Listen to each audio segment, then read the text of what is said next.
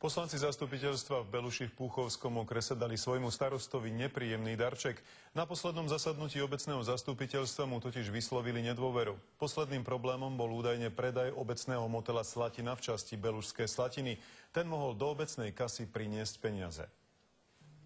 Desiatky rokov starý motel, chátrajúce bungalovy, súkromná spoločnosť, ktorá oň prejavila záujem, mala zmluvu o kúpe s obcov podpísať do konca septembra. Dodnes sa tak však nestalo a práve toto zaklincovalo poslaneckú nespokojnosť so starostovou prácou. Tento motel vlastne prináša v podstate straty. Ročne je to približne 50 000 eur. Podľa poslancov je každý cent v obecnej kase dobrý. Podľa starostu je v tomto prípade dôležitý zákon. Nebola totižto v verejnej obchodnej súťaži v termíne podpísaná zmluva s tou firmou a tie ďalšie náležitosti, ktoré sú, sa domnievam, že by to bolo z mojej strany porušenie verejnej obchodnej súťaže.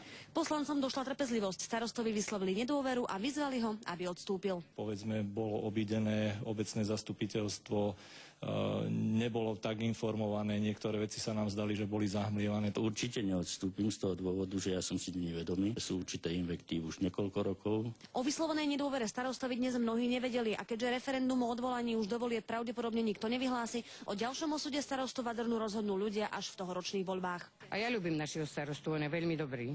Snaží sa pre tú obec robiť, ale ťažko povedať, či sa dalo spraviť viac alebo menej. Podľa obecných poslancov bude mať kauza s motelom dohru až na súde. Sú totiž presvedčení o tom, že firma si takýmto spôsobom bude vymáhať svoj ušlý zisk, čo v konečnom dôsledku neprospeje hlavne obecnej pokladnici. Z Beluše Katarína Tekeľová, televízia Markíza.